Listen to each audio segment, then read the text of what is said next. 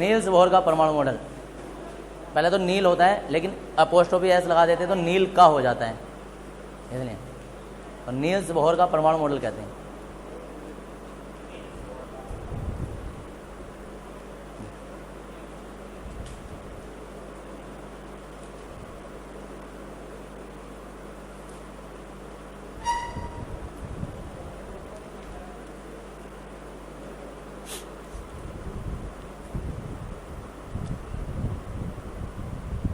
Recording हो गया?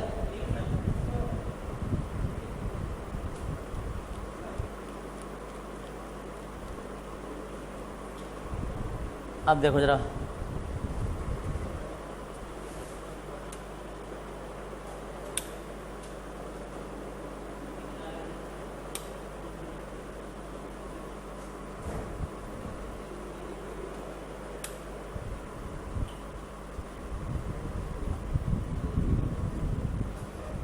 देखो नील्स बोहर ने क्या बताया था। दरअसल रदरफोर्ड के परमाणु मॉडल में संशोधन किया था और संशोधन करके एक नया मॉडल प्रस्तुत किया जिसे नील्स बोहर का परमाणु मॉडल कहते हैं। नील्स बोहर का परमाणु मॉडल। अब ये क्या मॉडल था देखो, पहले रदरफोर्ड का मॉडल एक बार दिमाग में रिवाइंड कर लो, और वो क्या है? परमाणु हो गया। रदरफोर्ड ने बताया कि परमाणु का आकार गोलाकार होता है और इसके केंद्र पर धनावेशित नाभिक होता है और इलेक्ट्रॉन जो होते हैं वह उसके आसपास गति करते रहते हैं। यहाँ तक तो इन्होंने रदरफोर्ड ने बहुत बढ़िया बताया, सही बताया, सब कुछ सही था। एक बताने में इनसे गलती क्या हुई, इन्होंने बता दिया कि इन्होंने एक बात बताई,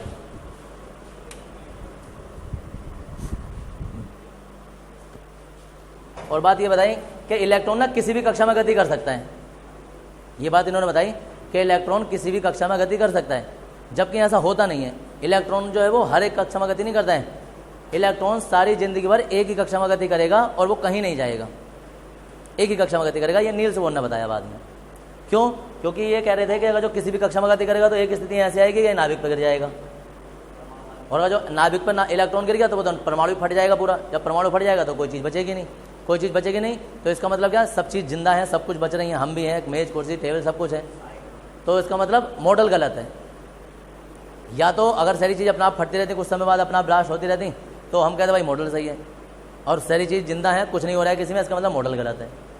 तो इनकी कमियों को दूर करके नील्स बोहर ने बताया, क्या बताया देखो, कि परमाणु का आकार गोलाकार होता है और परमाणु में इलेक्ट्रॉन, ये परमाणु में इलेक्ट्रॉन नाभिक के चारों ओर वृत्ताकार कक्षा में घूमते रहते हैं। कोई भी इलेक्ट्रॉन सभी कक्षाओं में गति नहीं करता है, केवल हमेशा एक ही निश्चित कक्षा में गति करता है। उस कक्षा को स्थायी कक्षा कहते हैं, समझ गए? स्थायी कक्षा। प्रत्येक इलेक्ट्रॉन अपनी एक निश्चित कक्षा में गति करता है, इन कक्षाओं को स्थायी कक्षा कहते हैं। ये नील्स बोहर ने बताया। अब कोई कहेगा भाई हमेशा उसी कक्षा में गति करता रहेगा, ऐसा भी नहीं होता है। फिर नील्स बोहर ने एक और बात बताई, क्या कि भाई इसे जब बाहर से ऊर्जा मिल जाती है, बाहर से ऊर्जा मिलने का मतलब हमने इसे गर्म कर दिया, विद्युत धारा प्रवाहित कर दी, या इसे रगड़ दिया हमने ऐसे करके, तो जब इसे बाहर से ऊर्जा प्राप्त हो जाती है तो इलेक्ट्रॉन अपनी कक्षा छोड़कर उच्च कक्षा में चला जाता है, यानी कि यहाँ कक्षा छोड़कर उच्च कक्षा में चला जाएगा मेहमानदारी करने के लिए। ऐसा क्यों होता है? कोई भी चीज़ क्यों ऊपर चली जाती है? ऐसा इसलिए होता है कि जब कभी किसी को ऊर्जा देते हैं तो ऊर्जा देने का मतलब है कि जब किसी चीज़ को ऊर्जा मिल गई तो वो वहाँ नहीं रुकेगी। ऊर्जा का मतलब क्या होता है? ताप ही होता है, गर्म कर रहे हैं हम उस चीज़ को।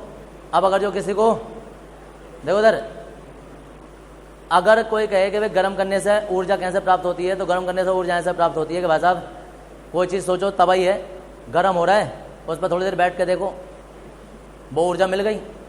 अब जब ऊर्जा मिल गई, अब तुम्हें 4-5 लोग जाओ रोक कर दिखाएं कि तुम रुक जाओगे क्या? अब नहीं रुक सकता। अब तो महुआ खड़ा कितनी देर में पार कर दोगे पता नहीं चलेगा। ये होती है ऊर्जा, कि जब हमें कहीं से ऊर्जा मिल जाती है तो वैसा फिर नहीं रुकते हम। तो ऊर्जा का मतलब होता है किसी चीज़ को हम गर्म कर रहे हैं। गर्म करने का मतलब क्या है कि जब उसे हम गर्म कर दिया हमने तो इलेक्ट्रॉन फिर यहाँ नहीं रुकेगा, कहाँ पहुँचेगा? सीधा कूद के उच्च कक्षा में जाएगा। सही से समझ लेना।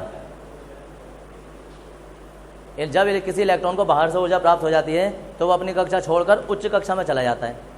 चला जाता है ये नहीं है कि वहाँ रहने लगता है, जाके चला जाता है और वहाँ 10⁻⁻8 सेकंड रुककर इतने सेकंड रुकता है। सोचो 10⁻⁸ का मतलब होता है 1 सेकंड का 1/8वां भाग।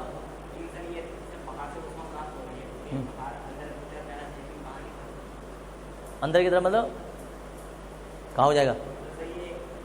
हमेशा हमेशा अपनी आगे वाली कक्षा में जाएगा। ये सब इसकी आगे वाली कक्षा होती है। यहाँ होगा तो यहाँ चला जाएगा, यहाँ होगा तो यहाँ चला जाएगा, यहाँ होगा तो यहाँ चला जाएगा। हमेशा ऊपर वाली कक्षा में जाता है। ये सब इसकी ऊपर वाली कक्षा होती है। ये पहली कक्षा होती है, ये दूसरी कक्षा होती है, ये तीसरी कक्षा होती है, ऐसी चौथी, पाँचवीं, 6, 7 कक्षाएं होती हैं। तो पहली में होगा तो दूसरी तीसरी में चला जाएगा। मतलब अपने से पहली में होगा तो ये नहीं दूसरी में जाएगा, डायरेक्ट 7वीं में भी जा सकता है। जितनी ज़्यादा ऊर्जा देंगे इतनी उच्च कक्षा में जाएगा। लास्ट वाली में जाएगा तो निकल जाएगा, फिर वो आयन बन जाएगा। अगर हमने इसे ज़्यादा ऊर्जा दे दी तो इलेक्ट्रॉन परमाणु से बाहर निकल जाएगा, परमाणु फिर आयन बन जाएगा। समझ में आया? परमाणु ही आयन होते हैं, कोई नई चीज़ नहीं होती है। अगर हम इलेक्ट्रॉन को थोड़ा सा गर्म करेंगे, मतलब परमाणु को पूरे गर्म करें, इलेक्ट्रॉन थोड़े से ऊपर चला जाएगा। और गर्म करा और ऊपर गया, और गर्म करा और ऊपर गया, लगातार गर्म करते रहे तो क्या होगा? परमाणु से बाहर निकल जाएगा। हाँ जी,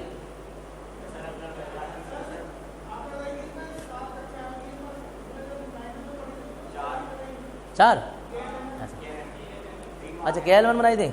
तो जिसने बनाई थी, मैंने बनाई थी क्या? तो भाई चलो बुक में या जिसने पढ़ाई हो, अब बुक में दी हो या जिसने पढ़ाई हो, उस बेचारे को इतनी पता थी, उसने इतनी बता दी। जबकि KLMNOP आगे को होती हैं। अब उन कक्षाओं के अंदर भी और कक्षाएं होती हैं, SPD, वो भी और पढ़ने वालों इसी चैप्टर में। और उन कक्षाओं के अंदर भी SPD में भी फिर वो PX, PY, PZ होते हैं। सोचो, उप कक्षाएं तो PA ही हो गई। ये तुम्हारे पास K हो गया, इसके अंदर और कक्षाएं हो गई, SPD हो गया, PD। इनके अंदर और कक्षाएं होती हैं, इसमें 3 होती हैं, इसमें 5 होती हैं, F में 7 होती हैं। इन कक्षाओं के अंदर भी फिर और आ जाती हैं। हाँ जी, उसमें इलेक्ट्रॉन सीधा भरा जाता है, इसमें उल्टा भरा जाता है, ऐसा करके। परमाणु है, परमाणु किसी ने देखा नहीं है। परमाणु के अंदर कक्षाएं होंगी KLMN, कक्षाओं के अंदर भी कक्षाएं हो गई SPD, उन कक्षाओं के अंदर भी उप कक्षाएं हो गई कि PX, PY, PZ, उनके अंदर भी और कक्षाएं हो गई। ये सब चल रहा है। तो अभी तो तुम परमाणु के ऊपर ऊपर घूम रहे हैं, अभी परमाणु के अंदर कहाँ गए? हम इसी चैप्टर में जाएंगे अभी परमाणु के अंदर। तो फिलहाल अभी है। फिर दोबारा से नील बोर का मॉडल समझो भाई, सुनो इधर जो लिखने वाले हो। परमाणु का आकार गोलाकार होता है, तो रदरफोर्ड ने बता दिया था हमारे पास, ये कोई नई चीज़ नहीं बताई है। हम कहेंगे कि नील्स बोर ने रदरफोर्ड के परमाणु मॉडल में संशोधन करके एक नया मॉडल प्रस्तुत किया, जिसे नील्स बोर का परमाणु मॉडल कहते हैं। इसके अनुसार इलेक्ट्रॉन जो ना, इलेक्ट्रॉन वो सभी संभव कक्षाओं में गति नहीं करता है, बल्कि इलेक्ट्रॉन केवल एक निश्चित कक्षा में गति करता है, जिन्हें इलेक्ट्रॉन की स्थायी कक्षाएं कहते हैं, जिन्हें इलेक्ट्रॉन की स्थायी कक्षाएं कहते हैं। परंतु जब किसी इलेक्ट्रॉन को बाहर से ऊर्जा प्राप्त हो जाती है तो वो अपनी कक्षा छोड़कर उच्च कक्षा में चला जाता है, अपनी कक्षा छोड़कर उच्च कक्षा में चला जाता है, और वहाँ 10⁻⁸ सेकंड रुककर पुनः अपनी कक्षा में लौट आता है। ऐसा समझना कि बस थोड़ी देर के लिए मेहमानदारी करने गया था और वापस आ गया।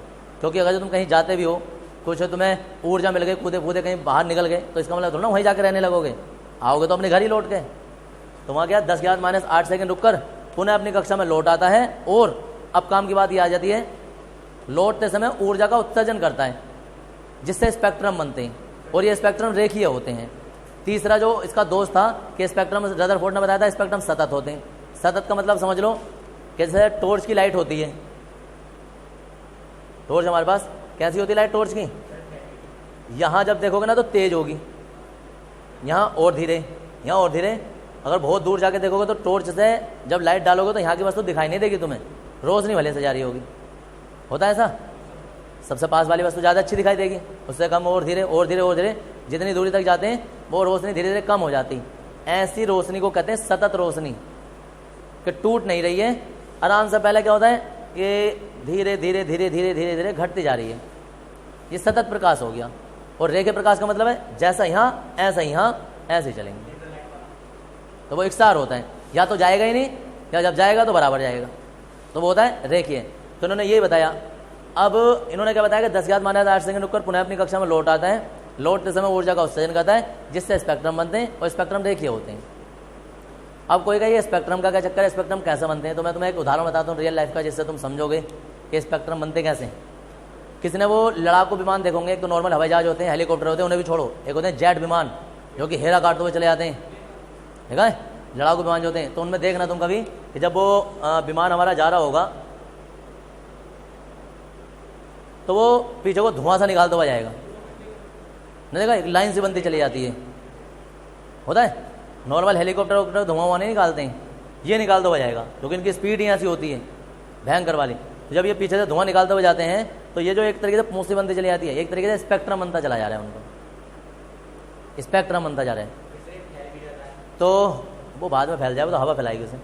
ये एक तरीके स्पेक्ट्रम ऐसे होता है। ऐसे ये है, गया और जाकर जब ये लौट कर आ रहा होगा, इलेक्ट्रॉन गया 10 माने 8 सेकंड रुका और फिर वापस लौट कर आ रहा है। जब लौट कर आ रहा होता है तो वही धुआं फेंकता हुआ जाता है, ऊर्जा निकालता हुआ जाता है, जैसे आग चिंगारी सी, जो चिंगारी से निकालता हुआ जाता है तो वो रोशनी के रूप में प्राप्त होती है। हम कहेंगे ये स्पेक्ट्रम बन रहे हैं। समझिए स्पेक्ट्रम क्या होते हैं? क्या होते हैं स्पेक्ट्रम? स्पेक्ट्रम का मतलब होता है कि वो चीज़ हुआ ना हो लेकिन उसकी परछाई हो। कभी कभी तुमने देखा होगा वो ऐसा होता है जैसे कोई रस्सी घुमा रहे होते हैं, रस्सी ऐसा करके फ्रेगनेसी से बना रहे होते हैं तो हमें पता नहीं चलता उसका सिरा कहाँ है। रस्सी इधर होगी, वो दिखाई इधर दे रही होगी, होता है ऐसा कि वो ऐसा करके घुमा देते हैं, या कुछ डंडा वगैरह भी घुमाते हैं। तो पंखड़ी तो चलो हमें पता है यहीं है, कहीं ना कहीं अटक जाएगी। उसमें होता है कि हमें रस्सी, हाथ वो इधर ले आया होगा लेकिन रस्सी फिर भी इधर दिखाई दे रही होगी, फिर अगली बार वो इधर होगा, इधर दिखाई दे रही होगी। ऐसा क्या होता है कि धीरे धीरे स्पेक्ट्रम टाइप से बन जाते हैं कि चीज़ वो वहाँ होगी नहीं लेकिन ऐसा लगेगा कोई चीज़ वहाँ है। ये होते हैं स्पेक्ट्रम। अब ये हमारा पूरा नील्स बोर है। नील्स बोर के मॉडल के भी अपने दोस्त थे, वो थोड़े बहुत हैं, लेकिन ये मॉडल एक बार को पूरा ठीक ठाक था और अभी भी सही मायनों में यही चल रहा है। सोमरफेल्ड का मॉडल आने वाला है इसके बाद में, वो थोड़ा सा संशोधन किया था उसने भी, बाकी अभी भी थोड़ा नील्स बोर का चल रहा है, थोड़ा सोमरफेल्ड का चल रहा है। परमाणु इसका रदरफोर्ड का मॉडल बस वही समझ लेना जो थोड़ा गोला गोला कार्य बता के चले गए थे। ठीक है जी। तो अब इसमें लिख रहे हैं, इसमें लिखेंगे हाँ, जैसा नील्स जो होता है ना वो ऐसे है, तो वो ऐसे है तो नील नाम उसका उनका, लेकिन से इसकी वजह से लगा देते हैं नील्स मॉडल, एटॉमिक मॉडल। जैसे कहते हैं नील्स का परमाणु मॉडल, ऐसा करके बोलते हैं। हाँ बोहर है, हाँ ऐसा होता है बोर, तो इसे बोर भी कह देते हैं। कुछ लोग है को साइलेंट बोल देते हैं, तो नील्स बोर का मॉडल कह देते हैं। सब चलते हैं।